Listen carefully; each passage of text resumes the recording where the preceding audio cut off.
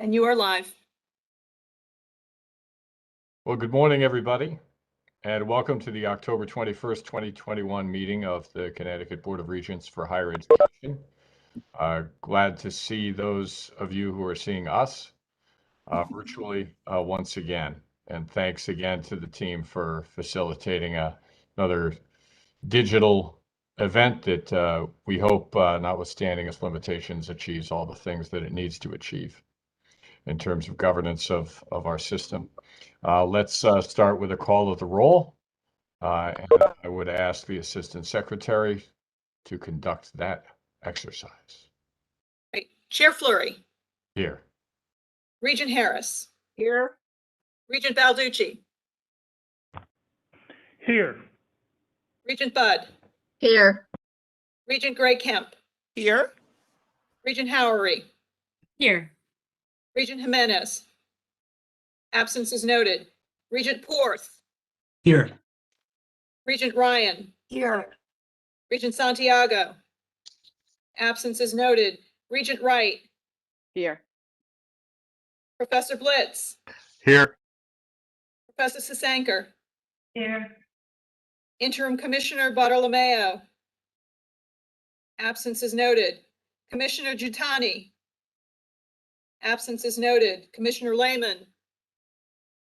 Absence is noted. Commissioner-designate Russell Tucker. Absence is noted. Chief Workforce Officer Valeras. Absence is noted. Chair Fleury, you have a quorum. Well, thank you and welcome again. And thanks to those who have made the time to be here today. We appreciate it. I will start with a request for a motion to adopt the agenda. So moved. So moved. And may I have a second? Second. Any discussion? All in favor? Aye. Aye. Aye. Aye. Thanks. Ryan, your hand is up, so I'm going to assume that's just a little operator issue. There we go. Great. You're down, and next time it's up, we're coming to you. So thank you. I only have brief remarks at this stage of the meeting, but a couple of introductions and announcements to make. Pleased to say the Student Advisory Committee has appointed officers for this academic year. Joining us as voting members of the board on behalf of the students in the system will be Julia Noriega from Middlesex Community College. She'll be the chair. And the vice chair will be Brandon Iovine from Southern Connecticut State University as the vice chair. They're going to go through the training and prep and onboarding, and we look very much forward to their contributions and voices in this process going forward. The board has received notice that Dr. Lisa Dresdner, the campus CEO, has awarded emeritus status to Waldemar Kostreva, the former Dean of Community Engagement at Naugatuck Valley Community College. His letter of appointments in the board packet, it articulates very nicely his impressive achievements. His letter of appointment, as I said, is there, and we are going to congratulate him here. And when we see him in person, I hope all of you will take the opportunity to do so as well. I wanted to also just thank President Cheng, who's been with us only a brief time, but has hit the ground running, I think literally, probably even more than figuratively, across the state, visiting our campuses, colleges, as well as universities, spending a lot of time, and I think he'll share with us a little of the flavor of that, but really quality time with students, with faculty, staff, and others, important constituents in the communities that we serve, and had some very constructive conversations, and appreciates the hospitality that everyone in the system has extended to him and members of the team throughout that process. So we look forward to hearing a little more about that, but thank you, President Cheng, for going out in person on the ground to introduce yourself and also assure that we have a full assessment of how we're doing and how, most importantly, our students and faculty and staff are doing. a few additional remarks as we get into the meeting, just on some of the substantive topics. But for right now, I want to turn it over to President Cheng for anything he'd add at this stage, and then the institutional reports, which he's begun to bring us, which we've enjoyed already and look forward to today. Over to you. Thank you so much, Chair Fleury. Thanks to all of our regents on the board. We really appreciate you making the time and doing all the work that you do on our behalf. I've tried to keep this as brief as possible, but of course, I am not known for my brevity, so I may go a little bit more rapidly, but it's been very, very active. We've been very busy in a good way, and so I want to make sure I give the board as complete and understanding as possible at this time. So Chair Fleury mentioned our campus visits, the formal campus visits, and we have just completed 7 community college campus visits so far. Met with faculty, with staff, with students, foundation boards, and the leadership teams of each campus. We'll complete all the campus visits to the community colleges and the CSUs before the semester's end. You know, and I'll just tell you, meeting with the students on every campus is always the highlight of my day. They continue to just blow me away and just really remind us of why we're here doing this, you know, great work on every single level. They have such passion, grit, determination. They're just a real joy to be around. So, I mean, whenever you don't feel so hot, just think about the students that we are working for, and they will uplift you, no doubt about that. You know, I've been going to each campus with members of our leadership team as well. So Ben Barnes and Carrie Kelly have been joining me, Sean Bradbury, Lee Appleby, Pam Helene, others. You know, we're trying to go out there as a team, and we're doing a lot of listening. You know, we're trying to understand people's concerns, their frustrations, their fears, and we want to hear their ideas and how we can continue to just work together to be better. There's so much going on across the system. We really feel it's important for multiple folks, especially in the system office, to hear directly from people. We've been able to have a lot of very frank, honest, and at times, you know, challenging conversations. But by and large, those conversations have been conducted with professionalism, with sophistication, and with collegiality. You know, all the things that we would expect from each other. And so I have really appreciated that. And, you know, I've said it to each group, and I'll say it here. It just reminds me of what a wonderful tapestry of people that we have across all of our institutions. So thank you to everyone who has participated in these discussions. And I really look forward to the rest of the visits this term. Because, you know, the goal is not to figure out, you know, who's right or wrong. The goal is to figure out what's working, you know, what works and what doesn't work. So we're going to continue to do that across all of our campuses at CT State and in the system office. We want to be good partners, and we're committed to always working to do better. A few updates on meetings with the legislators and business and community leaders. Our partnerships and support in our community and across the state are really key to our success. So a lot of it is about getting to know me. So I've been answering a lot of people's questions, giving them a sense of where we are, where we want to go in terms of workforce development, academic and student support initiatives, and other areas. These relationships and the partnerships, they're all eventually going to lead to new opportunities for our institutions across the system, but most importantly, they will benefit our students. So I'm really heartened by the support and the enthusiasm for our success, which should only inspire us to keep striving for even greater heights. Some news to announce. Today, we are going to be mailing another round of student payments funded by HERF dollars, federal relief dollars.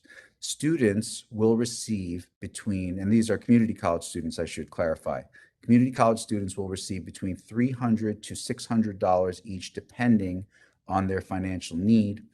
35,712 students will receive checks at a total cost of $16.7 million.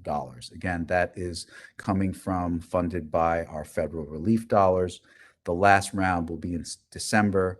You know, I'll just tell you that, you know, when we first started this program, I was personally receiving thank yous. And again, this is our team and our institutional leadership across the board they're the ones who orchestrated it. So I'm happy to receive that thanks on their behalf, we know that it moves the needle with many of our students. Quick COVID update. A more detailed update will be sent to the system community tomorrow, but we've been monitoring vaccination numbers across all of our campuses. We're doing really well. Everyone should know that we're doing really well with students and employees, and this is at the community college level as well as our CSUs. Folks have worked incredibly hard to get us here, so they really deserve so much credit for where we are. Thank goodness, knock on wood, we haven't suffered any major setbacks, and I think that's really a testament to our students and all of the teams across our campuses who have been just putting in an enormous amount of time and work to make it happen. On Monday, I was able to participate in a press conference at Gateway Community College with Governor Lamont to announce our partnership with Amazon Web Services. So through this partnership, all 12 of our community colleges will offer Amazon Cloud courses and certifications by the summer of 22. We're going to start with 4 community colleges as early as November, and we are going to continue that rollout through the spring and into the summer. So these offerings will initially be non-credit, but down the road, we will work with the faculty to develop the stackable credit-bearing model for the curriculum.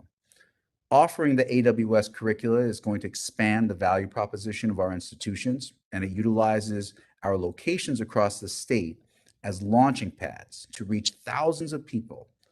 Those people are looking to reskill, upskill, or change careers, and they will use our campuses as resources to access these opportunities.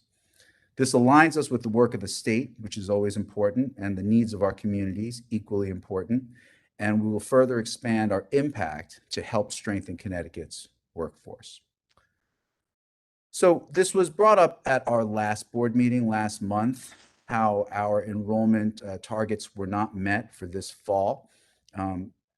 From comparing fall 20 to fall of 21, community college FTEs in total are down by about an average of 6%, and the CSUs are down by around 9%.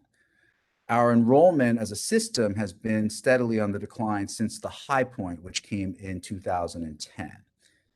It should also be noted that institutions and systems like ours across the country are facing similar challenges.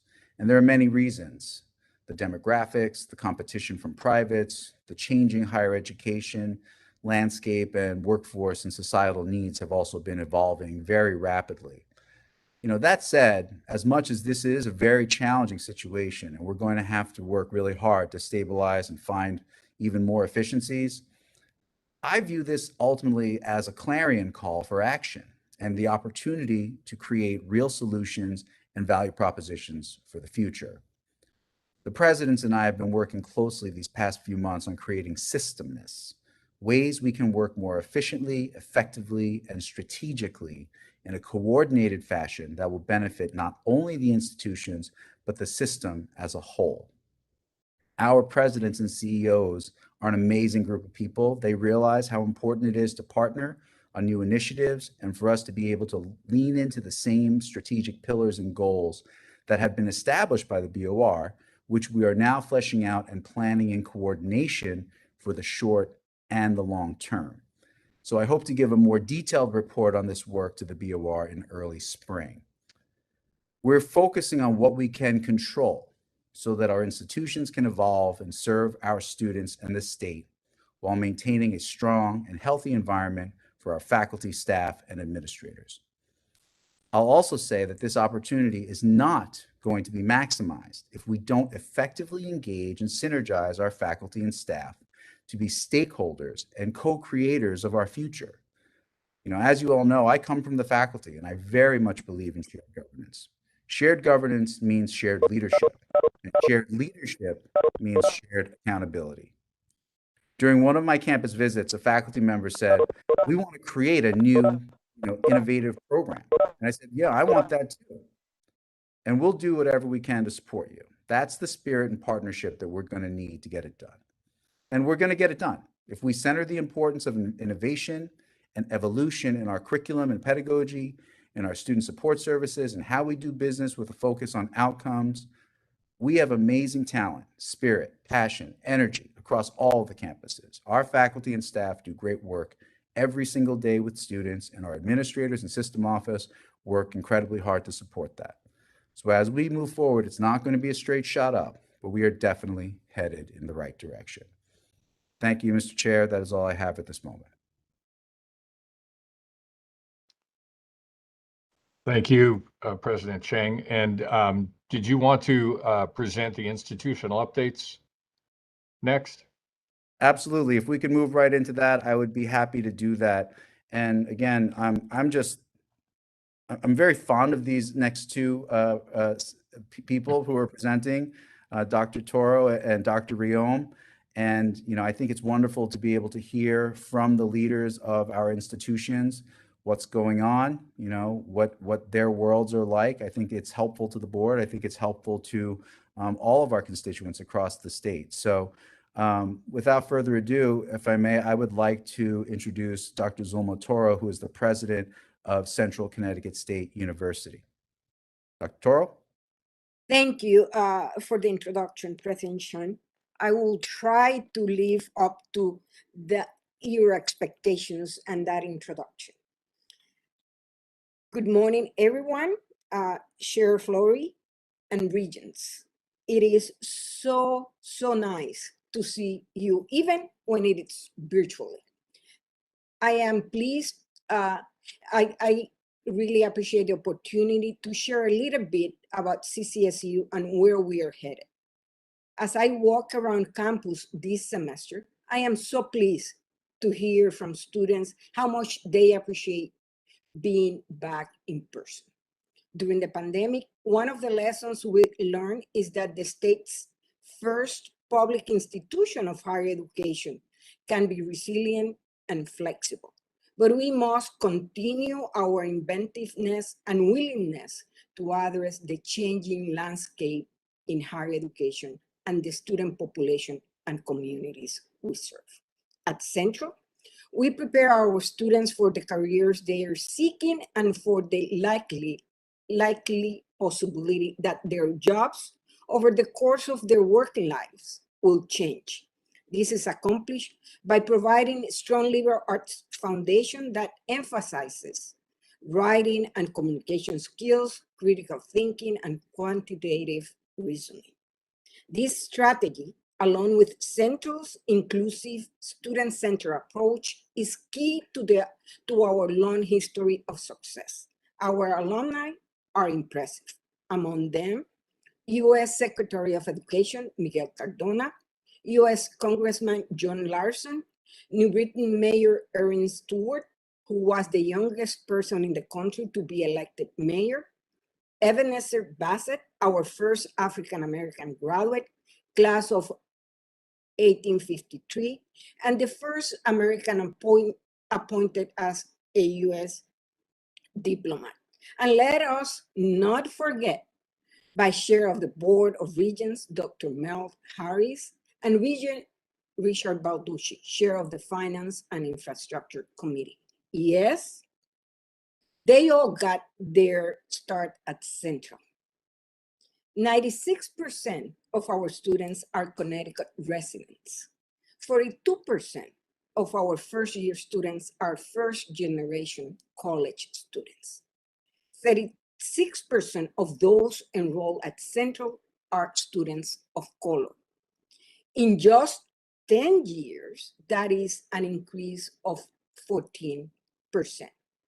With an increasingly diverse student body, the university welcomed me as its first female president and first Hispanic chief executive in 2017. We remain committed to our role as an enabler of social mobility, increasing access to higher education and all of its rewards.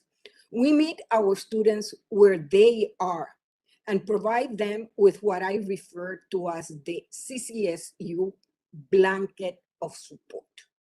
By coordinating and expanding academic and financial resources, along with social and emotional programs, we will increase enrollment, improve retention, and promote educational achievement and career readiness. Some examples of our blanket of support includes the fact that we have added more counselors to our student wellness team to vigorously address the social and emotional needs of our students. Faculty and staff are receiving mental health first aid training to better understand how to support our students. For the convenience of our students, we have expanded the traditional office hours for student-facing services. To reduce barriers to degree completion, we continue to expand online and hybrid class options. Students, many of whom must work to pay for their education and support their families, have come to expect flexibility in our academic offerings. To smooth the transition for transfer students, we are deepening our relationships with community colleges, starting with Middlesex, Manchester, and Townsend. We will be establishing a physical presence on each of these campuses. Adding to our blanket of support, we are about to open a child care drop-off center to support parents coming to campus to attend a class or two. In addition to being the largest university in the state system, CCSU is the most affordable, offering the lowest tuition of the state's public universities. This fall, we awarded $71.9 million in aid to our students. These include $3.4 million in scholarship from the Ccsu Foundation, alumni, and private sources. I am pleased to report that our endowment, the largest in the system, sits at $97.4 million. This puts us in a strong position to continue increasing both the number of students receiving financial support and the amount they are awarded. Investing in our students is an investment in this state. Within 5 years of graduation, more than 91% of our alumni choose to remain in Connecticut, where they raise families, build careers, and pay taxes. Beyond the economic benefits CCSU graduates deliver, they also contribute to the intellectual and cultural growth of the state. Central is well known as a vital pipeline for an array of professions in the public, private, and non-profit sectors. Therefore, we take seriously the responsibility to meet the demands for a diverse, college-educated workforce. We have launched an initiative called Accelerate Central by developing stackable credential programs in accounting, athletics, training, criminology, finance, and psychology. Students can complete both a bachelor's and a master's degrees in these programs in 5 years of full-time study. This saves them money and prepares them to enter the workforce sooner. For the Accelerated Athletic Training Program, we are collaborating with Western. Their exercise science undergraduate can come to CCSU during their senior year to complete their master's degree. As one of 2 public universities in the state offering engineering studies, it is essential that we continue to develop new academic programs in high demand areas. Examples of these are the BS in electrical engineering and the MS in mechanical engineering you recently approved. We also are working to develop a Doctor of Physical Therapy program and a Rehabilitation Engineering program, among others. We are the co-founders of a new strategy in how we prepare educators for our schools. Just before his appointment as U.S. Education Secretary, Dr. Cardona partnered with CCSU to launch Next Gen Educators. Education mayors are hired by school districts to work in K-12 classrooms and ease pressures on current teachers. So in addition to the usual college classes, internship, and student teaching experiences, our students spend additional time undergoing intensive real classroom experience, and they get paid for it. developing partnerships and relationships with school districts, community organizations, business and industry provides a level of experiential learning that ensures CCSU students are career ready. We are building and expanding these opportunities through internships, clinical placement, and cooperative education experiences. As a catalyst for our business and industry partnerships, we are involved in the state's Digital Model Definition Initiative. The state received a Department of Defense grant to transform the supply chain between Sikorsky Aircraft, Electric Boat, Pratt & Whitney, and their suppliers. Our partners in this grant include the Connecticut State Technology Extension Program and the Connecticut Center for Advanced Technology. I have to tell you, they are very impressed with the work we are doing for them.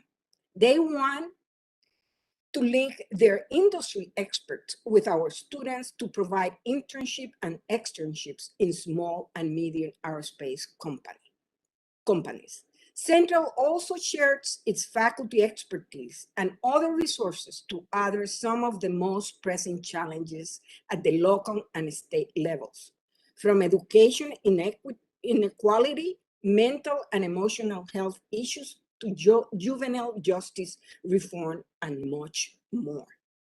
This connection is a fundamental part of CCSU education and builds upon our legacy of academic excellence and equity in education. As a student-centered university, we are preparing a new generation of leaders in business, industry, education, and government. They possess the needed knowledge and skills, along with the compassion and understanding of cultures and needs of a diverse population. This will not be possible without the commitment and dedication of our faculty and staff, who understand that student success is also their success and ultimately leads to the health and wealth of Connecticut and its residents. I really appreciate the opportunity to address you today, and thank you for your time. Thank you so much, Dr. Toro. What I'll say real quick is I want to be mindful of time. Maybe if board members who have comments or questions could hold for now, we can transition directly to Dr. Riom. But so much detail that you just gave us, which is really kind of explicates how dynamic your institution is and your leadership. So thank you so much for that. But we'll get some comments and remarks from the board after Dr. Riom's presentation. And I'll just say real quick, Dr. Riom is winning in the Chang campus visits, how many students show up at the student meeting contest, because he bribed them with lunch, which was, of course, a traditional master stroke. And it's not a contest, but it's a little bit of a contest. So Dr. Toro is a tough act to follow, but Dr. Riom, I think you have what it takes. So the floor is yours. Thank you, President Chang. Good morning, everyone. Thank you, Chair Fleury, members of the board, President Chang, and other colleagues on today's call for the opportunity to talk about Tungsten Community College. For those of you that I haven't had a chance to work with, I'm Dr. Darrell Riom, the campus CEO of Tungsten. I began as interim CEO in July of 2019, and I was permanently appointed in March of this past year. This is actually my 22nd year in higher education, and I'm proud to say that since 2005, I've actually worked for the CSU system, held a variety of administrative, teaching, and other senior management roles. So happy to be here today. I've prepared a slide deck so that I can briefly share with you some college highlights. As President Chang mentioned, in the interest of time, if you have any questions about my presentation, please feel free to reach out to me, contact me after today's meeting. Next slide, please. Here are the most recent numbers as it relates to our campus and student body. In many ways, as President Chang mentioned earlier today, our numbers reflect some of the recent national enrollment trends at community colleges. But because of the many efforts of our enrollment management staff, our fall semester enrollment really showed some encouraging signs toward the middle and end of August, especially as a growing number of students have shared with me and my team that they want to return to campus. So next slide, please. Throughout the year, I worked very closely with the Tungsten Foundation and its board members. Despite the many challenges that the pandemic has created, together we've found creative ways to offer programs and other opportunities that support the college and our students. As you can see from this slide, the foundation has continued to engage donors and garner support for the college. Next month, and you'll notice on the slide here that there's several events mentioned, their economic forum and breakfast event will return after a year's absence due to COVID. The forum will bring together industry leaders, panel experts on healthcare and diversity and the future of gaming in Connecticut. So it should make for an interesting event. I'm happy to say that last year alone, the Tungsten Foundation awarded nearly $70,000 in scholarships and supports the college in a variety of other additional ways to the tune of nearly $130,000 each year. So happy to report out on that. Over the last 24 months, Tungsten underwent a comprehensive self-study as part of the NECHI reaccreditation process, and priorities that were identified through the self-studies have been incorporated into an action plan for the next year. Through that work, the 2021 through 2023 strategic plan was developed via a comprehensive process, really, that engaged a wide range of internal and external stakeholders, some of whom are on the call today, but many students, faculty, staff, and alumni were involved. So the plan has a focus on combining multiple system-wide initiatives related to student success, such as Achieving the Dream and the Guided Pathways work that continues, and at the same time aligns our goals with the CSU goals that work to better serve our students. So next slide, please. As a result of the hard work and commitment of our academic dean, Amy Fest, and numerous faculty here, we have several new academic programs that respond to data and related projections by the Department of Labor and the state's growing workforce demands. I'm really excited about the possibilities that exist with regards to these newer programs, and especially so because it creates a pipeline to attract new students, and as we all know, creates more workforce opportunities. Next slide, please. Tungsten offers over 70 degrees and certificates. Some of the college's signature programs include the only dental hygiene program in the Connecticut Community College system and one of 2 dental assisting programs in the system. The college's business administration degree is offered on campus, fully online, and also in an accelerated format. And it's the only associate in business administration degree in Connecticut accredited by ACBSP. Tungsten also offers a civic engagement certificate that is growing in popularity. Students receiving this credential play an important role in the community while becoming adept at the concept and practice of civic responsibility. This program also provides students with an internship opportunity to learn about and participate in the workings of the Connecticut General Assembly. So really happy to report on that program. Tungsten is home to the College of Technology's National Advanced Manufacturing Technology Center, which will be housed at 21 Spring Lane. That's a recently acquired 44,000 square foot building adjacent to our main campus. Construction work on the 21 Spring Lane building has started, and next year, our goal anyway, is that the center will be able to host machine technology and several related programs by the fall. The photo that you see on the lower left is from a press conference this past summer when it was announced that Tungsten and the Connecticut State Colleges and Universities College of Technology have received a $7.5 million grant from the National Science Foundation, NSF, to lead the nation's only NSF Advanced Technological Center for Next Generation Manufacturing. So this funding is awarded to COT and will positively impact the programs at our institution, our region, and certainly advanced manufacturing on a national scale. It's also going to be able, again, to allow us to attract and educate the next generation of students interested in science and technology. So really happy to report on that as well. Next slide, please. Tungsten at Bristol is our satellite campus, and they've been conducting non-credit and workforce development classes in Bristol for 22 years. Their site enrolls over 2,500 students throughout the year, providing customized programs of a workforce nature with in-service professional training. And this slide includes several of their most popular courses and programs. So happy to work with those folks at Tungsten at Bristol. Next slide, please. We have a wide array of campus highlights to share. This is just a sample. Tungsten has long been a leader in online learning and was recently recognized among the best community colleges offering online learning by Online U. I'm also happy to be part of OEI. During the last year, Dr. Lambella and I worked very closely with Professor Carrie Beckford from Tunxus and Dr. Kim James to launch the Office of Equity and Inclusion pilot at Tunxus. OEI examined best practices, developed and implemented professional development, training opportunities, and other resources for Tunxus employees as well. I also want to recognize Dr. Pritchard and Dr. Levinson for their work with OEI. OEI recently conducted an equity audit across our system to establish a baseline of sorts for equity work that is currently being done at each community college and will serve as a model system-wide.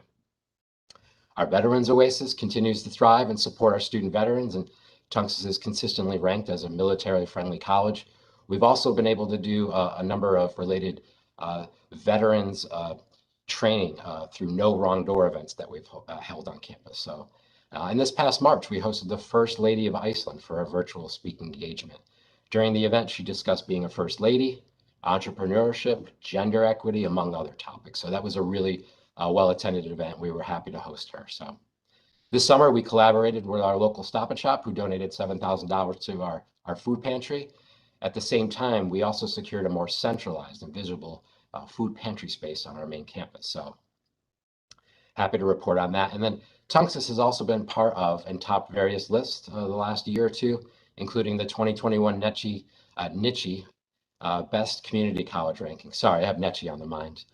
We made the list of safest colleges, and we also landed on the Harvard Magazine Best of list, so happy to report out on that as well. My office has heard from numerous students about their desire to return to campus and get involved. Our Dean of Students and COVID coordinator, Chuck Cleary, and his team have done a wonderful job with successfully carrying out on-ground programs and events to engage students during the pandemic. This slide shows some of the more recent events. And as President Chang mentioned earlier, if you notice a food theme, you're not alone. Feeding students while giving them opportunities to build genuine connections with their friends while being on campus, it's really proven to be successful at our campus. So happy to share that with the group. In addition to preparing for NECHE, our reaccreditation visit next month, my team and I are working to increase strategic partnerships with local legislators and a number of things with high schools, superintendents, and other school officials. We're also working closely with workforce and manufacturing leaders. And more recently, we've collaborated with adult education programs and their administration. And I'm happy to say we're hosting many of these people next week on our campus for a Discover Tunxus Day.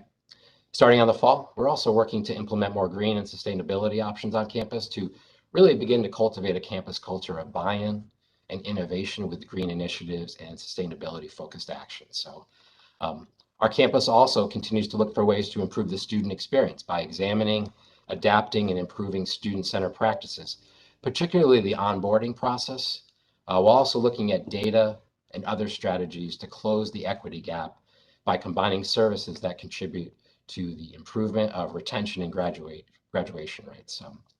And finally, I would be remiss if I didn't acknowledge the tremendous efforts and dedication of the Tunxus staff, the faculty, the cabinet and extended cabinet members, as well as regional leadership, and the many committees, including the Center for Teaching, that have contributed to the college's current operation and success.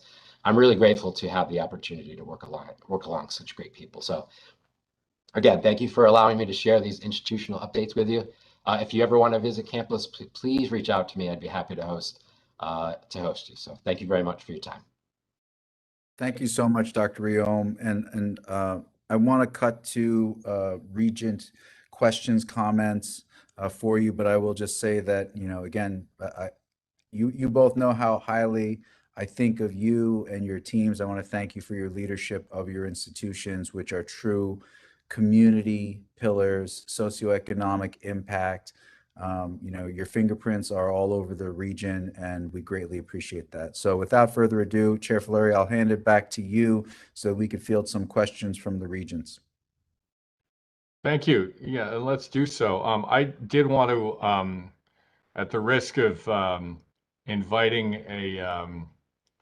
a moment of a celebration and a little bit of bragging on good work, because I know it's not all coming from external forces, but we know that external forces are not favorable to enrollment. So I wanted to ask Dr. Riom to talk about what he thinks is behind the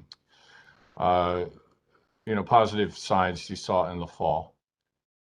I think to credit our enrollment staff and the marketing staff here, we really did some intentional marketing that I think has really played out nicely. I think reminding students that we are here, that returning to campus is certainly only going to benefit them in the long run. That means earning a degree or certificate or some sort of credential to advance them. I know some challenges we've had is that students are home and that there is some reluctance really to return to campus for whatever sort of reasons. But I think part of our enrollment gains, we've been able to demonstrate that we are a safe and healthy campus, that we've taken the necessary steps and precautions to protect everybody, employees and students. And we've also been able to bring people back on campus. For instance, we had 14 new student orientation sessions this summer that exceeded about 500 students. And we offer them throughout the summer. We're able to demonstrate that we are a safe place. Students are certainly, we want more students to come back. And I think as students talk to their friends and their families, that the message is spreading a bit more. But I think, again, the intentional marketing piece really played off, helped us. And I also think our enrollment staff did a wonderful job hosting a number of on-ground events and enrollment events throughout the month of August, including the weekends, that paid off and benefited our enrollment numbers. Thank you. I wonder if my colleagues have any questions or comments for our presidents today after their wonderful presentation. Elise. Yes, It's Elise. Regent Wright. I don't have a question, but a comment. It is refreshing to hear so many positive things about both the college and the university.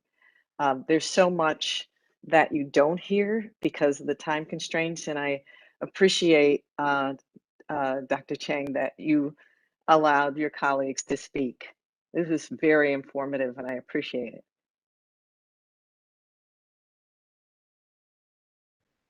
Regent Ryan, I see your hand up.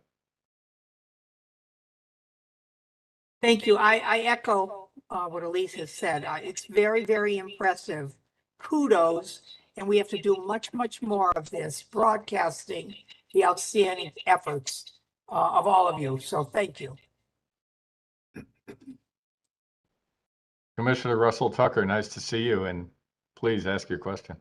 Thank you. And a comment as well, which is so great to listen to all the positive news and information that's been shared, and wanted to further do the shout out for with Dr. Toroj with the Next Gen program that she mentioned in the collaboration there.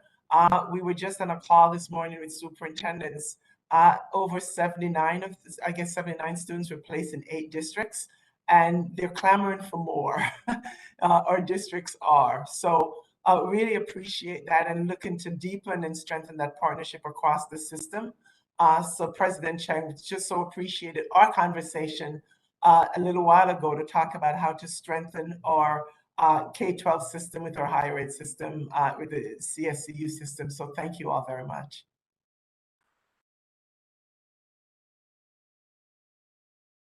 I see the Vice Chair. Thank you. Thank you both for wonderful presentations. I learned a lot about what's going on both of your campuses. One thing that struck me that came up frequently was the idea, and Next Gen also does that, of internships and how important that those are to our students today. And I'm glad that you're doing that. I think we need to do that more often.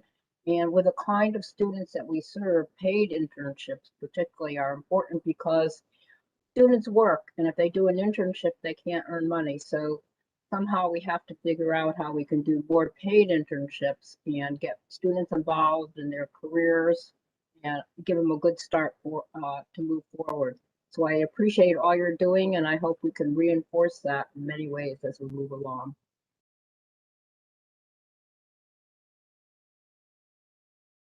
All right, thank you. President Chang, I don't see any other questions or comments here, but we all heard the invitation to follow up directly via email or with a phone call or in person, and I know that that does happen and will happen. Anything to add, President Chang, before we move to the next item on the agenda?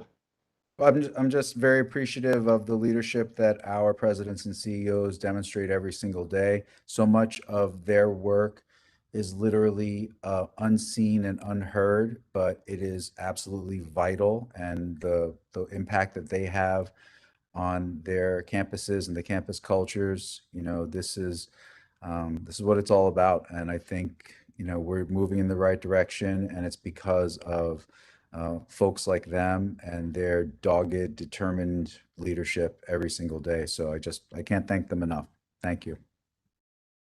All right. Thank Echo you. that. Thank you very much. I appreciate those presentations. We look forward to seeing you very soon. Our next item is an opportunity to address the board. And we've had several people in advance alert Pam of their wish to do so, and I think they're queued up. So let's turn it over to Pam to facilitate that. And with Dr. Pritchard, just an introductory comment. In addition to the 3 presenters today, we've received 1 letter from the public, which has been forwarded to the regents in advance of the meeting. And in accordance with the Freedom of Information Act guidelines as amended during the pandemic, the communication was posted to the CSCU website immediately prior to the meeting start time. And with that precursor, I'd like to welcome our first presenter, Seth Freeman. Good morning, Seth. And with that, your 3 minutes, if you're ready, your 3 minutes can begin. Certainly. Thank you, Pamela. Hello, everyone. Seth Freeman, president of the 4Cs. I'm happy to address the board again today on behalf of the 3,400 members of the 4Cs. And I want to recognize the great work and thank CEO Riom for recognizing the great work of our Tungsten members in Farmington. I think I want to start by unfortunately, I think CEO Riom's PowerPoint doesn't do justice to the crisis that we're in our community college system. It's not a reflection of the great work of the 4Cs and other employees throughout our system, but it's a reflection of the actions by this board vis-a-vis the consolidation and the contract attacks. So the statement I provide a written statement again this month.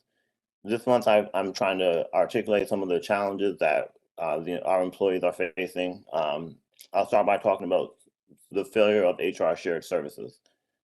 For over a year, our employees have been complaining to the CEOs and academic deans about a lack of HR support on our campuses. We have HR staff that are, on some campuses, are only there 2 days a week. We view HR shared services as a disinvestment in HR, just like we view the consolidation as a disinvestment in the community colleges. And of particular note, I'm just highlighting in my written statement, just a complete failure to administer the vaccination policy. The system's data is completely in a terrible shape.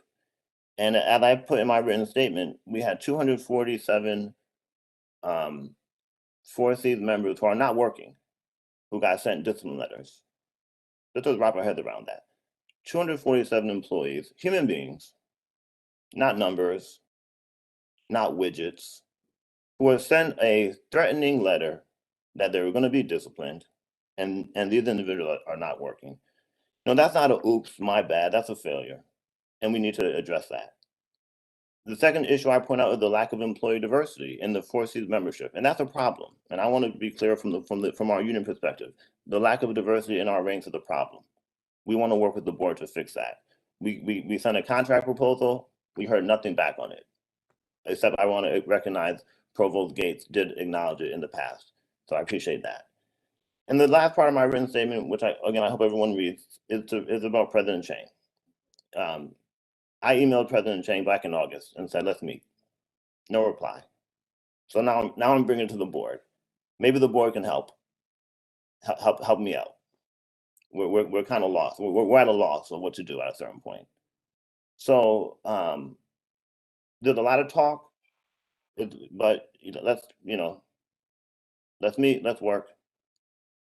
We got a lot of work to do. I'll stop there, but please read through my statement.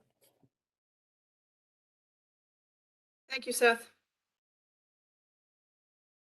And our next presenter is Professor Sarah Baker Bailey, who's a communication, media, and screen studies professor at Southern. Sarah, can you turn on your video and your microphone, please? Absolutely. Thank you. There we are. Okay, and your 3 minutes may start. Thank you. Thank you. As a professor of communication, organizational communication specifically, I am concerned that this board and the system office does not want to engage in the practice of organizational communication, defined in the field as a balance between creativity and constraint. Over the past 2 years, my colleagues and I, as well as our students, have only experienced more and more constraint. For example, last March, a colleague submitted written testimony to the board because she was chosen not to address you. She pointed out that in the time allotted for public comments, maximum of 8 individuals are allowed to address the board. And I quote, that's 8 individuals with 24 minutes of feedback per month from a system that currently enrolls 85,000 students and employs well over 12,000 faculty and staff. While faculty are back in our physical classrooms, and many have been on the ground the whole time during the pandemic, and we're being asked to be creative regarding instructional resources, our ability to engage in COVID safety measures, with limited ability to telework and zero flexibility with course modalities, we're still constrained via WebEx in our abilities to communicate with the board. These communicative constraints between us are so severe that these meetings are literally our only chance to engage. Regents have no publicly available email addresses or phone numbers. President Chang's Twitter account is private. Former President Gates declined to meet with CSU AAUP President O'Neill, and my union has twice asked President Chang to meet in hopes of resetting our relationship and balancing our organizational communication. But he has ignored these requests in favor of large forums where the majority of the time is given to PowerPoints, thereby constraining real, meaningful dialogue. Now the public comments have been moved to the middle of the agenda, and this means faculty, staff, and students have to wait an indeterminate amount of time to speak. Today it was 50 minutes. We may have to miss teaching or going to class, holding or attending an advising appointment or other meetings so that we can be here once a month to maximize our 24 hours per month with you all. I teach that organizational communication is not about good or bad people per se, but about problematic processes, structures, and systems that thwart the balance between creativity and constraint. Faculty are not bad people. You all are not bad people, but you are continuing to uphold and support toxic processes, structures, and systems that diabolically constrain the voices of faculty and students. We will continue to find ways to creatively communicate about our students, the shared values of our profession, and our commitment to the distinct core missions of the universities and colleges. So today I ask that you join us in balancing the constraint with the creativity and work with us to reset our institution's abilities to engage in fruitful and competent organizational communication. Thank you so very much for your time. Thank you, Sarah. And our next presenter is Professor Andrea June, a psychological science professor at Central.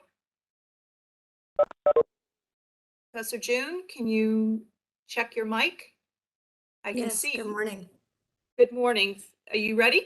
I am. Your 3 minutes can begin. Thank you. Good morning. My name is Dr. Andrea June. I'm an associate professor in the Department of Psychological Science.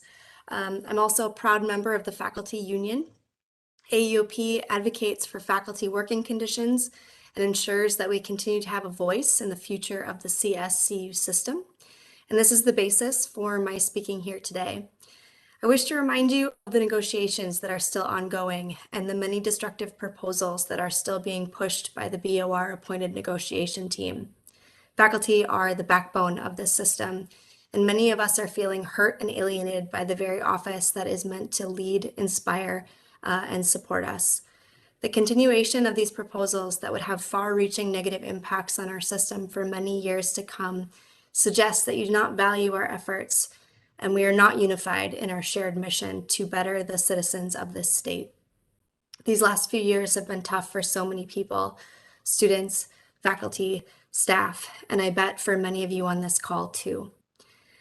I'm here speaking with you today because I still want to believe that the people who make up the BOR, all of you on this call, Devote your time to this because you do in fact care about quality education. You would not be here if you did not care about the future of higher education in this state. And as we all know, there are many competing demands for our time at all times. Management and faculty may have different ideas about the way forward, but history teaches us that the best way forward has always been to embrace diverse perspectives. Tough decisions lay ahead of us. No faculty member would dispute this. However, faculty are asking you to listen to us and work with us to move forward in a way that does not create long-term damage. There is still time to make a change. Under the recent new leadership, the BOR can choose to move in a direction with us. We are not beholden to the agendas of those who came before us. Recognizing the value of faculty puts us on a new path forward. Everyone works harder when they feel valued and supported. I'm not here to shame you. The work by famous researcher and Professor Brene Brown tells us that shame is not the way to elicit real and lasting change. Shame shuts us all down. I'm here to ask you to be accountable. I'm asking you to be accountable for the remaining contract proposals that are not in the best interest of this system and choose to do something different. These proposals continue to hinder our collective movement forward to provide lifelong learning opportunities for all who pursue it. Let's do better together. Thank you. Thank you, Professor June. And Chair Flory, that concludes our public comment section. Thank you. And thank you to those who've taken the time to address us today. We appreciate it. I guess I'd like to ask, to the extent that there's anything specific reference that the board should hear a management response to President Chang. I'd invite you to do that. We don't typically spend a lot of time debating public comment, though I would note that there have been multiple occasions on which I personally and other members of this board have heard something specific in public comment that has led to a change of policy, a rethinking of something, a great idea or an initiative. That has often been the case, even though we might not discuss it at that same meeting. It's something we note and reflect on. So I hope people will keep those kinds of comments coming. President Chang, anything to add? Sure. If I may, I would like to, as you said, I would like to respond to a few things because, as stated by our speakers, they've waited and they've very thoughtfully and professionally articulated their concerns, and that is certainly, something that we should respond to. I feel compelled to respond to. So I'll start in reverse with Dr. June. I think it's worth stating that our negotiations, first, we don't talk about details in public. That is our position as an administration. We don't talk about what's happening in the negotiations in public. I will say that a negotiation should be exactly that, which is a negotiation. When this process began, as in any negotiation, you start on some oftentimes very kind of polarized opposites, and you try to work towards the middle. You try to work towards yes. So we take that very seriously. We believe in the collective bargaining process. I certainly believe in the collective bargaining process. As a faculty member and as an administrator, I've been on both sides of the table, and I absolutely value what that process means and what the results of that process can and should be. Thank you, Dr. June, for recognizing that, yes, our board members absolutely do care. There have been comments made in the past that would cast aspersions on the intent and the sensibilities of our board members or our administration. Those comments have been inappropriate. So your empathy and humanized understanding of who and what we are and what we're trying to do absolutely resonates. The other thing I would say is that, we do recognize the value of the faculty. And I think the work here goes back to what you said, Dr. June, which is the level of accountability and doing better. And so I'll have a little bit more to say about that as I respond to some of the other comments. I'll move on to Dr. Baker Bailey, and I'll just say that this is a new format that we're working with under my direction and guidance and input. And so it's probably not perfect yet. And we want to hear from folks and we try to provide opportunities for that. And so we will absolutely take your feedback and your input as such. I'll tell you that my Twitter account is private because I'm not so sure I have very many interesting things to say on Twitter, enough to utilize the format properly. And so I created it, but I've kind of kept it quiet because I just don't think I'm that interesting. And so I want to make sure I'm ready for that relationship with Twitter before I actually open it up in a big way. But in all seriousness, I think we also need to recognize that there are certain institutions and systems that have their meetings in public, which is different from a public meeting, and they don't include public forum in any way, shape, or form, right? And so again, this is something that we value and we want to provide because we agree with you. I certainly agree with you. Communication is key, and that is something that we want to continue to cultivate and improve upon. So last I'll go to the comments by Seth Freeman.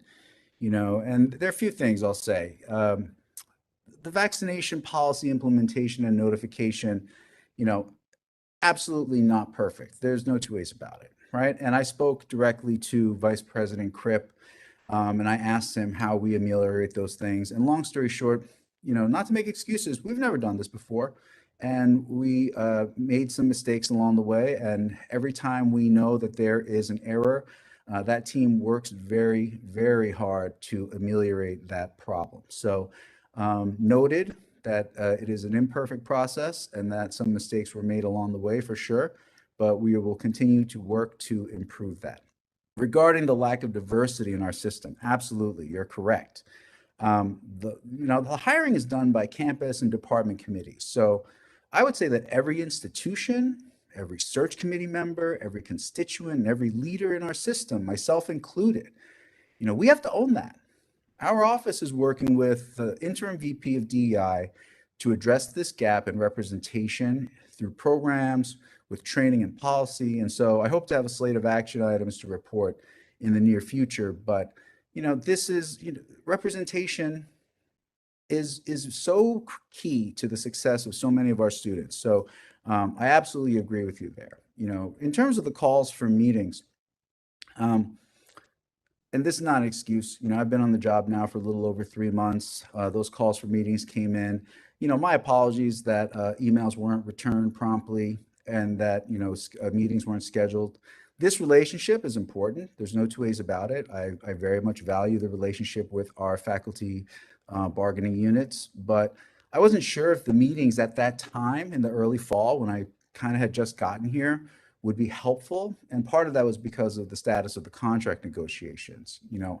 I don't want to give the impression that I individually drive or influence the collective bargaining process, because I don't. We have a team that we trust, and we want to give them the space and support to do their work of bargaining at the table with the appropriate number of individuals on each side, documenting their work accordingly, and actually engaging in the act of discussing proposals. So, this is where I'll kind of come back to the other two comments that were made.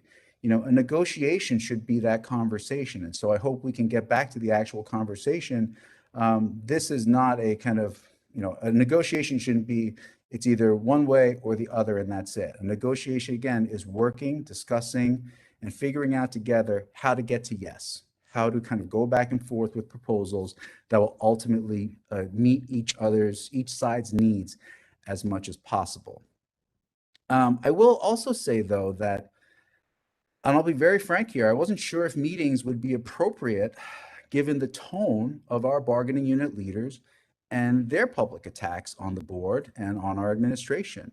And if you, and I would encourage anyone in attending this meeting virtually, if you haven't read it already, you should read Seth Freeman's comments. Even that tone, the public comment by a bargaining unit leader, that written comment is laden with caustic, adversarial, and confrontational rhetoric that is, it's disappointing, and I don't think it's helpful. It's also the complete opposite of what I've largely experienced with faculty and staff on campuses where we've been able to talk about really difficult, challenging things together and have a conversation as colleagues. So I question whether or not a meeting with folks who are going to use that kind of caustic, adversarial, and confrontational rhetoric would be beneficial in any way. So I'll just stop by saying I'm never going to shy away from a hard or a challenging conversation. I've been doing that my whole career, and I'm doing it on every campus I go to. But I will say it's beneath this office and our system standards and expectations to dignify unprofessional behavior that demeans the good work of all of our people. It sets a dangerous example for our students, and it establishes a model for the public that is incongruous with who and what the majority of us are and believe in. So I will be more than happy to have conversations with our bargaining unit leaders over important matters that affect us all when there is a true spirit of partnership, collaboration, and collegiality that is demonstrated both publicly and privately. Thanks for the time, Chairman Fleury. Thank you, President Chang. We're going to move now to the approval of the minutes. Can I have a motion for approval of the September 23rd meeting minutes? So moved. Okay, I have a 1 and a 2 from Ryan and Harris. And are there any revisions, amendments, comments on the minutes? Seeing none, all in favor? Aye. Aye. Any opposed or abstaining? Abstaining, as I wasn't at the last meeting. Okay, thank you, Commissioner Russell Tucker. I have read my notes, which say that if anyone abstains, and I'm not picking on you, Commissioner, you're doing the right thing. We actually, I believe, have to use, this is a new legislative requirement, have to do a roll call vote. Right? Just to clarify, Chair Fleury, as an ex officio member of the board, Commissioner Russell Tucker, though noted that she was not at the last meeting, does not need to cast a vote. So we still can take a unanimous voice vote. Okay, well, you're off on a technicality that I missed. So I didn't read as deeply as I might have. So thank you. All right, so I think we're all in favor, and the minutes can be approved as I continue to study my evolving Robert's rules. Thank you. As modified by the state of Connecticut. All right, consent agenda. May I have a motion to approve the consent agenda? So moved. Thank you, Regent Budd, and a second. Second. Okay, Regent Wright, thank you. It's moved and seconded. So are there any things to call out of the consent agenda? Any questions, any issues there? All in favor on the consent agenda? Aye. Aye. Any opposed or abstaining?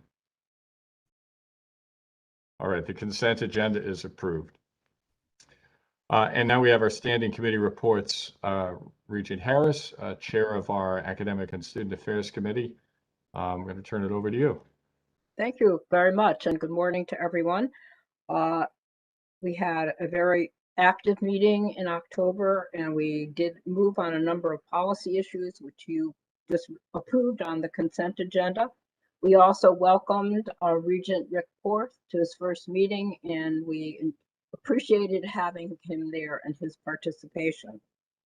There is one item that is on the action agenda for today, and this relates to an important report that we received from the Criminal Justice Task Force.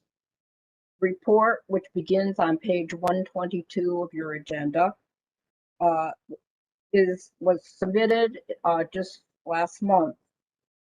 Task Force was appointed in response to the George Floyd murder and the realization that our system graduates so many people who end up in law enforcement and criminal justice in the state of Connecticut. And we wanted to be certain that we were doing the right things in preparing these people for their new roles in Connecticut. task force was charged with formulating tangible and practical ideas for criminal justice studies in the CSCU system in advancing multicultural and diverse quality education. This is a theme that you heard a lot about today so far, and it is an important theme for the system. I want to thank Drs. Tuesday Cooper and William Lugo, who co-chaired this task force. They were remarkable leaders, and they did this under a year-long effort that was faced many of the restrictions of COVID, and yet they came across with a report in a very, very timely manner.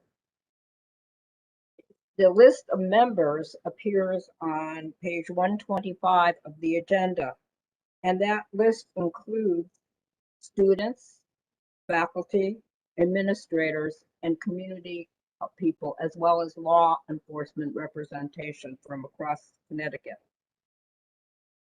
It is very unusual that a task force raises money for its work. Usually they look to the system office or to the institutional office for funding, but chairpersons Lugo and Cooper did just that. They secured a grant from the Davis Educational Foundation for the collection and analysis of key data for this report. And this is data I think that we all can use as we move forward. There are some important findings, and I'll just share a few of them.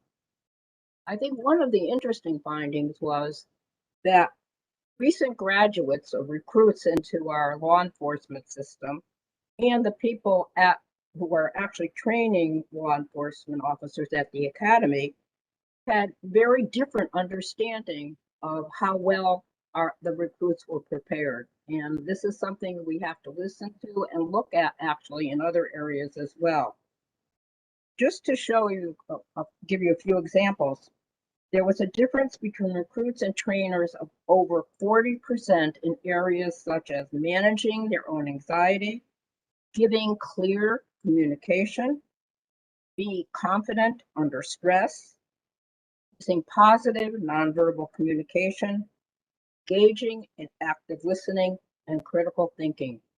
And I think we all would agree these are very, very important skills and need to be looked at to see why there is this difference. Another key finding was that enrollment in our community college CJ programs has declined by 36%. And they did point to some of the reasons for this. This has happened at a time, though, when our state university enrollments increased by 3%. So it's not system-wide, but it's a drastic decrease in our community college.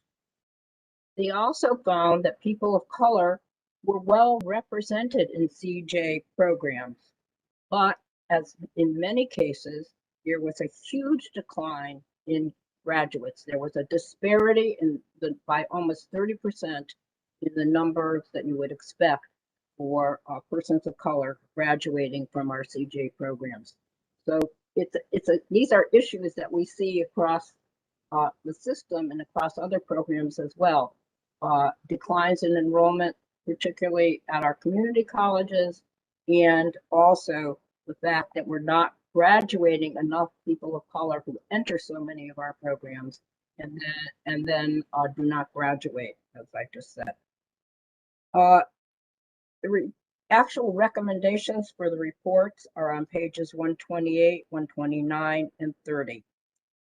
But among the key recommendations are creating system-wide resources to assist faculty with diversity and anti-racist capacity building, and linking the resources that we do for the criminal justice system to system-wide diversity, equity, and inclusion efforts.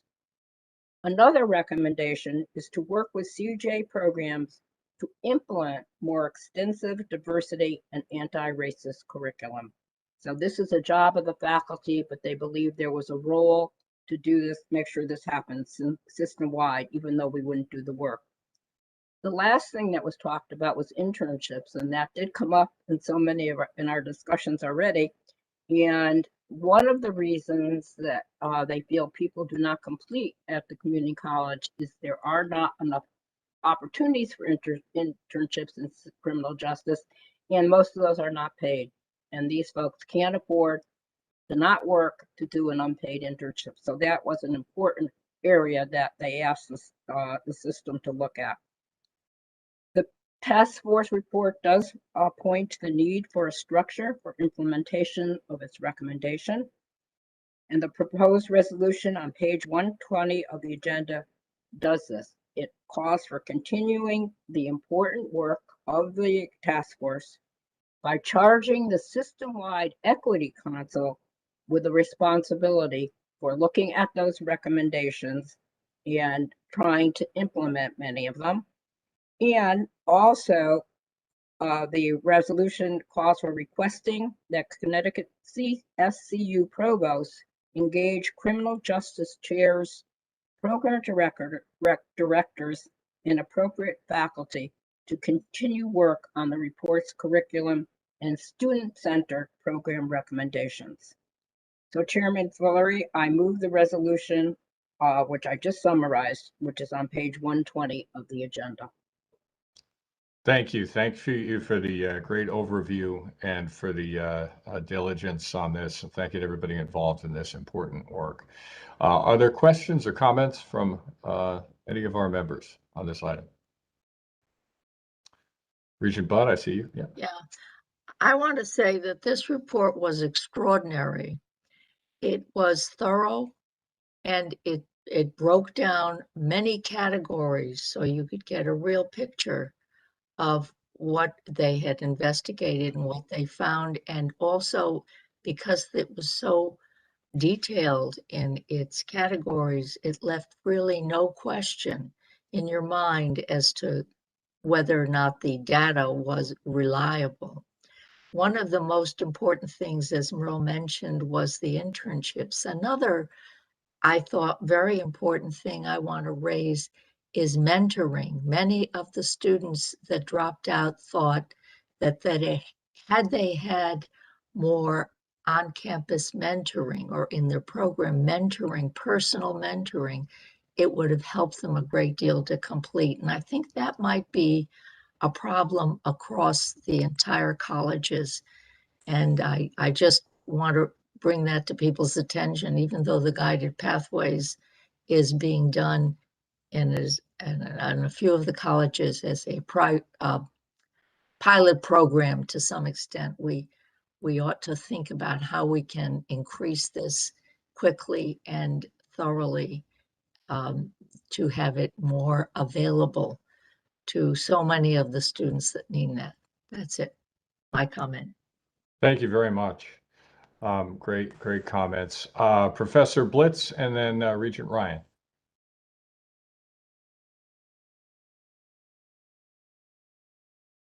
Good morning, sir. I'm not hearing you, Professor Blitz. Now I'm unmuted. Thank you, Chair Fleury. Actually, I wanted to, my hand was raised because I want to bring up an issue, an unrelated issue, but relative to ASA immediately after the vote. So I don't want to detain you any longer, except to say the following. In a previous career, I spent 6 years in the criminal justice system, though not here in Connecticut, in another jurisdiction. And so I have a special interest in this. I thought it was a very interesting report. And I've had occasion to meet with some of the members of the alignment group and also some of the faculty at the university. And it's just two issues that they brought up. One is advising for transfer from the community college to the university CJ programs. And the second is the issue of availability of professional development funds currently embargoed in a sense at the community college level. So I wanted to bring those two issues up, but I'd also like to be recognized after you take the vote on this matter. Thank you. And I see President Chang noting the two specific points on the CJ item. Regent Ryan?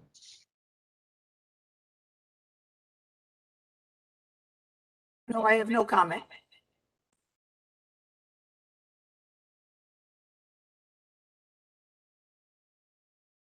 I think Porth has a comment or a question? Yes, Regent Porth, go ahead. Thank you. I had the opportunity to hear the presentation as well in the committee meeting, and it really was impressive. And I feel like we, CSCU, is in a unique position to make a real contribution to equity and justice in the state because of the fact that we do provide training and education for so many people that end up in the criminal justice system. So that's exciting in and of itself. But the report was comprehensive. The outreach was impressive, and maybe best of all, from my point of view, was that the recommendations are really concrete, and really something that we can focus on. And I promised at the committee meeting to look for opportunities to support it in our work on the Board of Regents in the months and years to come. So thank you. Thank you. Any other comments or questions on this item? All right, I'll call a vote on the resolution. Excuse me, Chair Fleury, we need a second, please. Second. Thank you. Okay, we got a motion and a second. All in favor? Aye. Aye. Aye. Any opposed? Abstaining? All right, the resolution's approved. Thank you. Where's Dr. Blitz? Here I am. Okay, yes. Thank you. The issue that I want to bring up is the question of the vaccine mandate and the need to review and revise it for the spring term. There are a number of issues, obviously, that we're aware of, namely the question of the non-medical exemption, which had been given out just for the fall term, and the question of the renewal and the criteria that would be used in order to grant non-medical exemptions. The question of non-compliance of individuals who do have exemptions but have not been doing the necessary testing, the weekly testing. The non-reporting of individuals who haven't reported their status at all or requested an exemption. The issue of boosters and whether we want to include this or not in a policy. The need for an educational campaign. I listen to talk radio as I come into the university in the mornings. I'm not sure that I'm going to recommend that to everybody, but there is certainly an ideological campaign. It's not just misinformation and disinformation, of which there is no shortage. That's particularly those people calling in, but of the commentators, a campaign on freedom and choice and so forth, which I think is misleading a lot of people, and that we need an educational campaign to counter. And finally, more analysis of the data.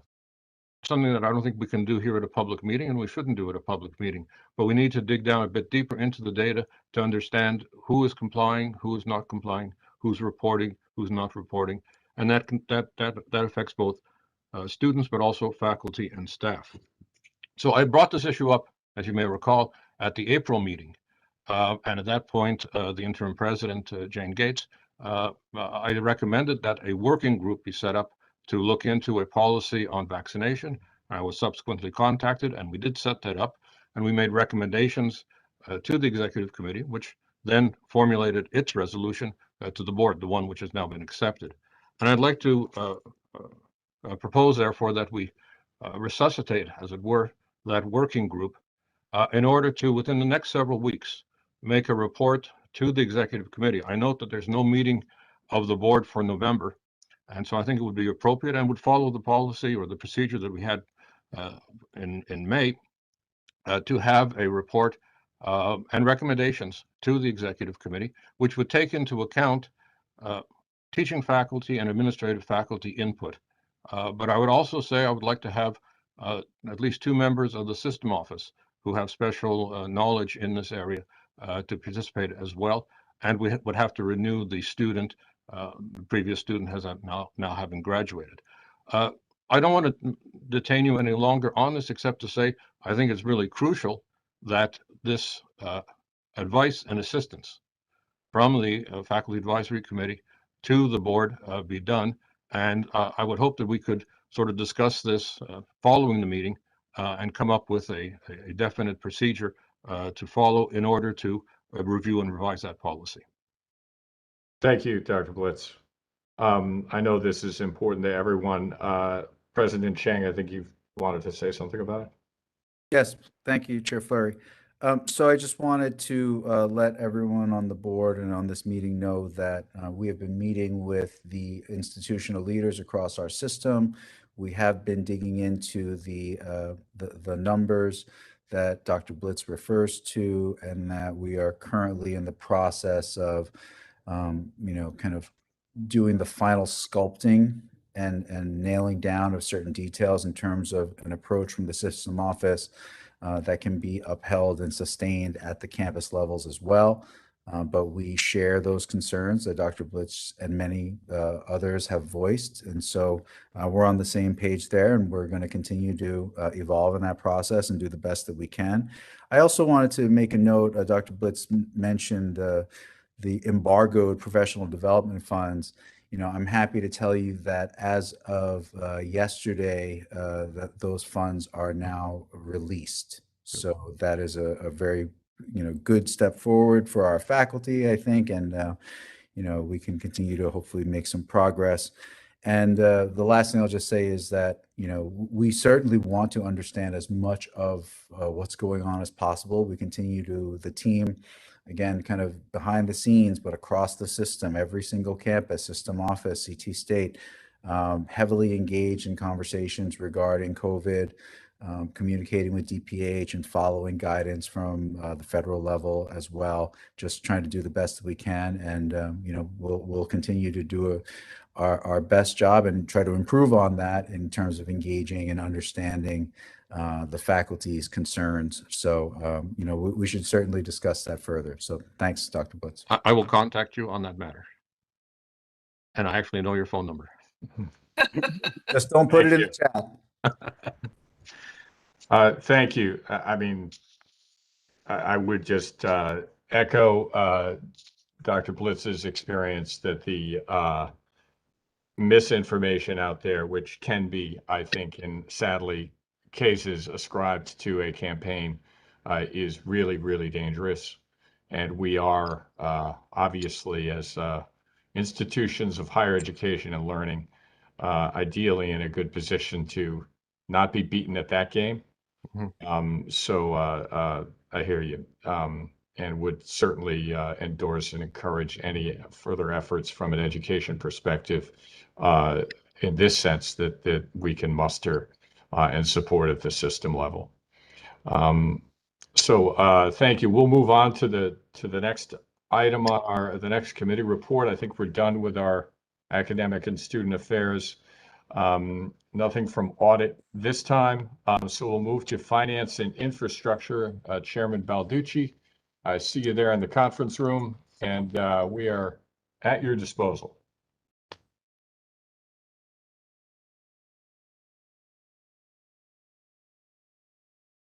And yet not hearing you so far.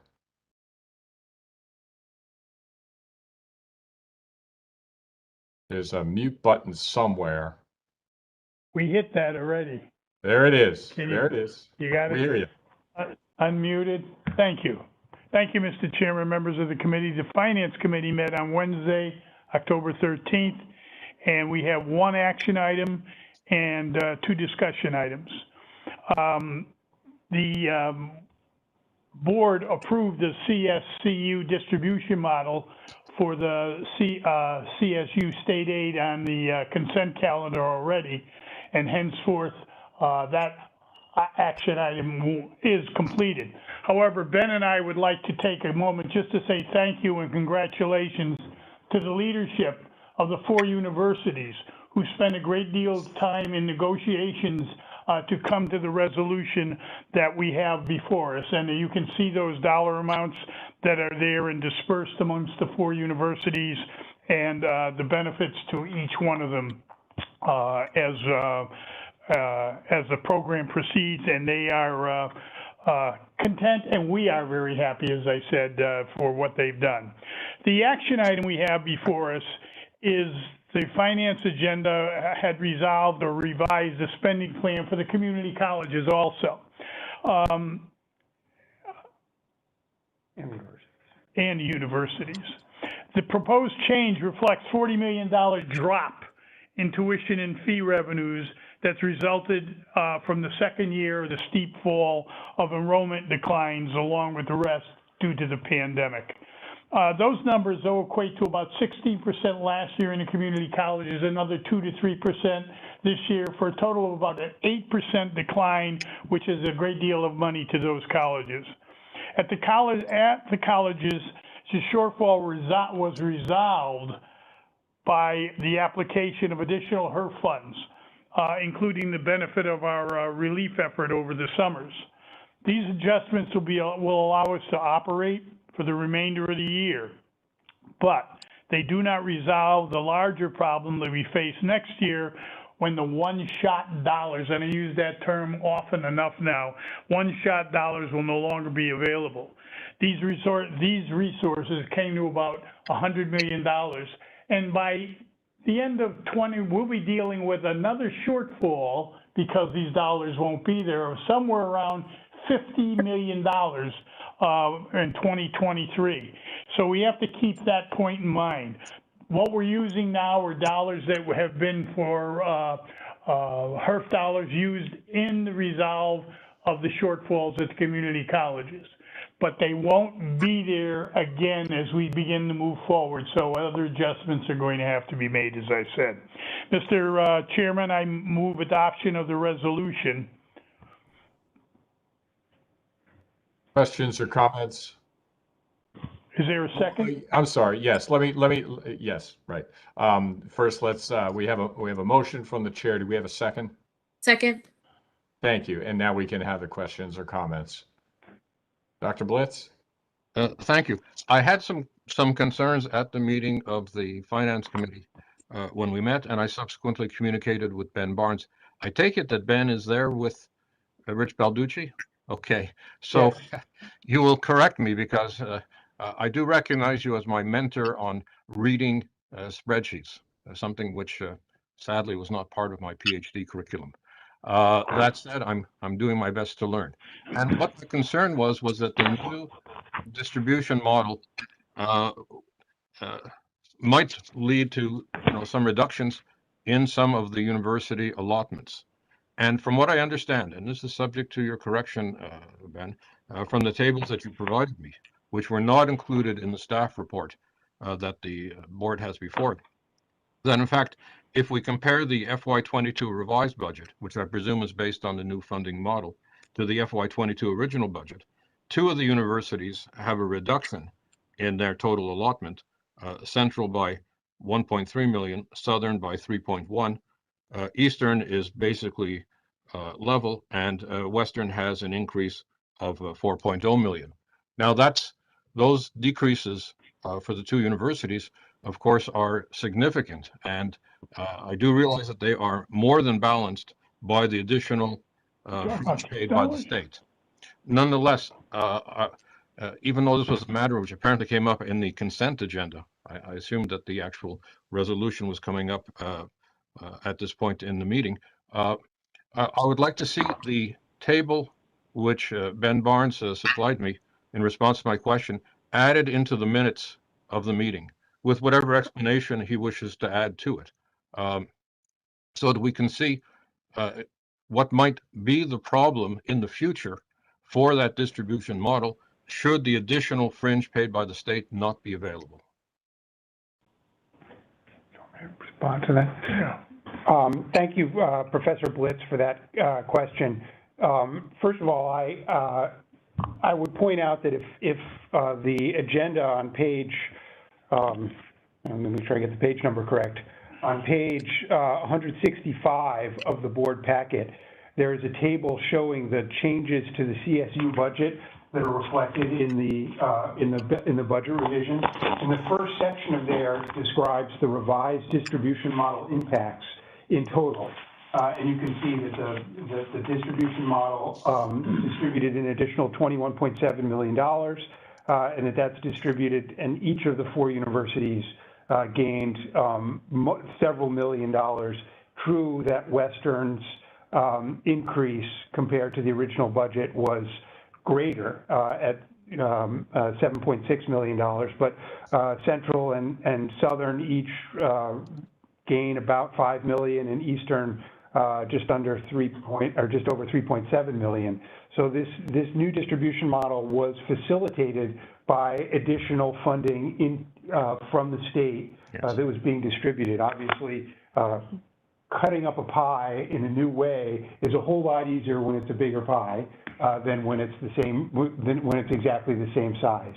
The worksheet that I provided Professor Blitz independently provided the components of that change and provided more detail on the various parts of the state aid that were being distributed. And it is true that because the new money from the state is in the area of fringe benefit support, and that is because fringe benefit support is such a large portion of our state aid to the university system and to the colleges as well, that in some respects the distribution of each component, whether it's the operating support through the block grant or the fringe benefit support, all those were changed somewhat by the new model. And so each one has different effects. So there are, the professor is correct that on the block grant, some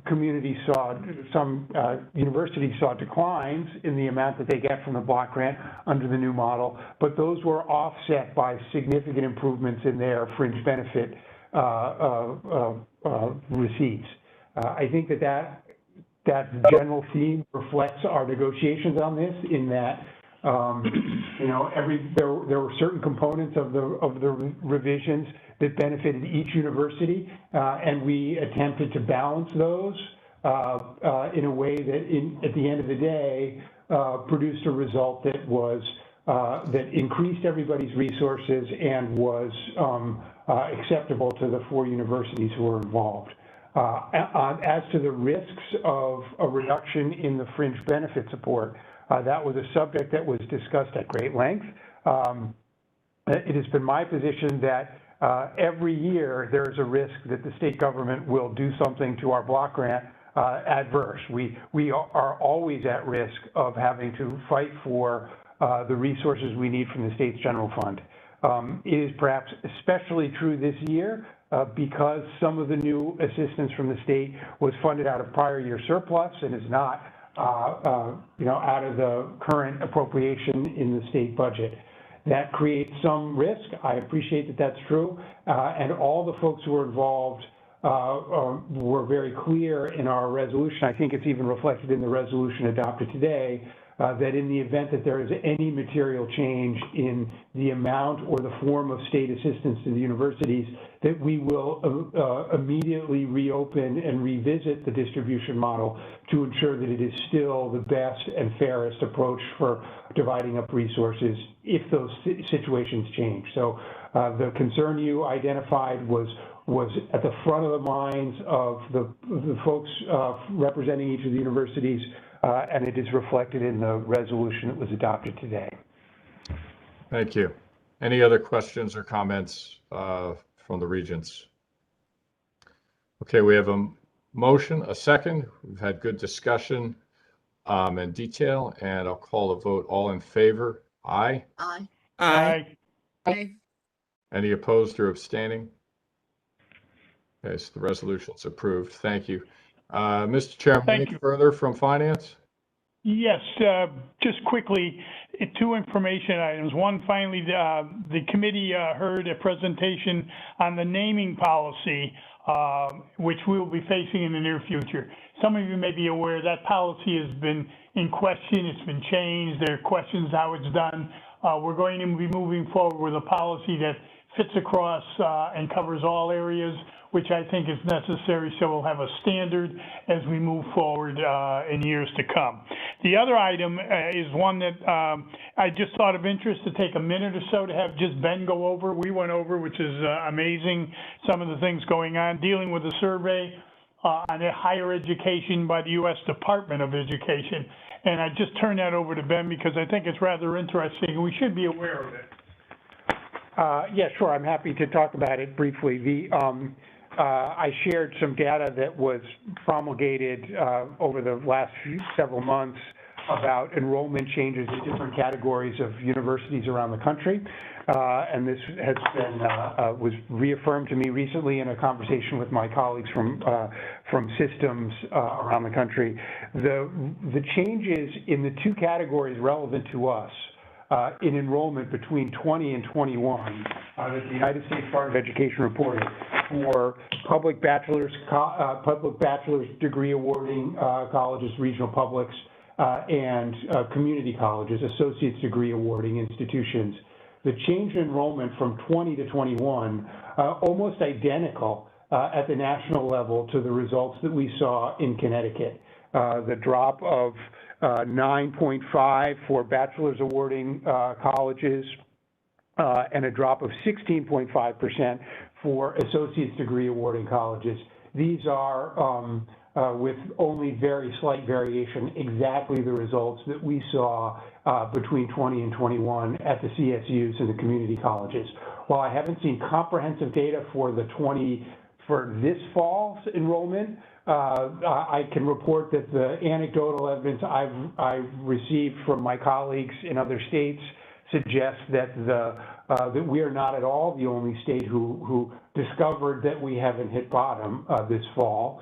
That a number of states had hoped that they would stabilize or begin to turn around this fall, and that many experienced, just as we did, continued smaller drops in the community college area and continued somewhat higher drops in the university area. So I was interested to see that we're not alone in this, that the scale and direction of our enrollment declines are reflected in public college and university systems around the country.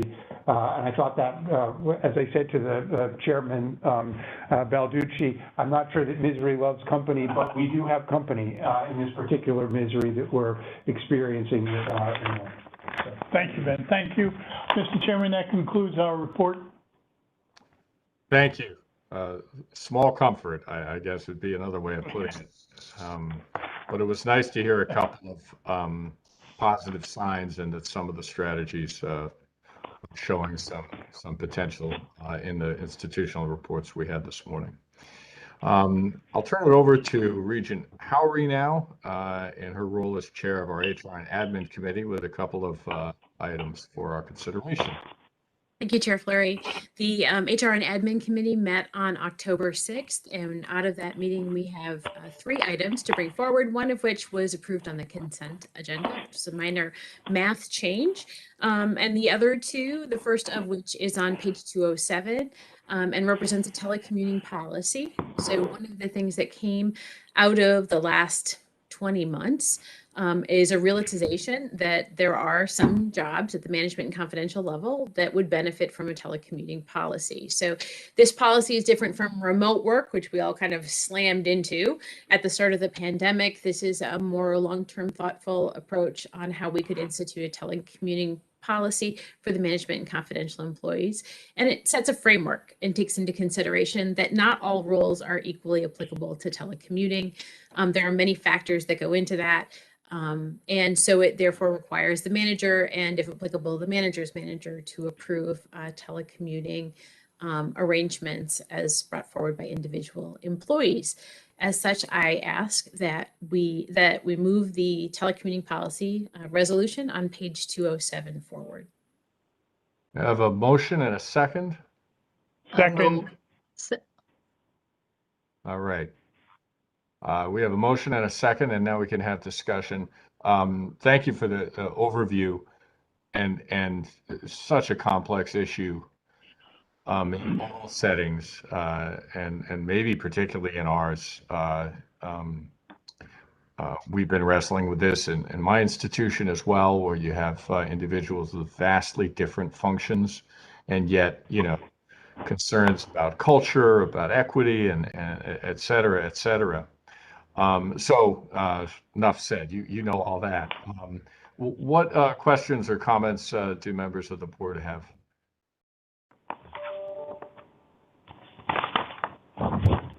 Well, that's a first in my experience on this particular issue. Dr. Blitz has his hand raised. Is No. that left over from before? That's from before. Dr. Blitz has said enough already today. Thank you. Okay. Okay, great. Well, thank you. And this I'm sure will be, evolving across our field and across society, driven by technology needs, et cetera.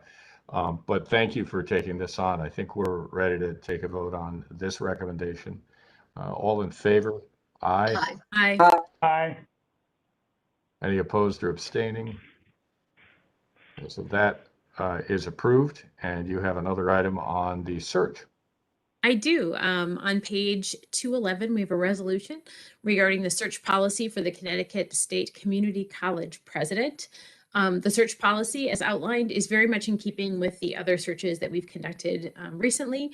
There is a board search committee. There's an advisory committee made up with a variety of stakeholders from a variety of campuses and other ancillary groups. And so I would ask and that we move forward the resolution on page 211 regarding the search policy for the Connecticut State Community College president.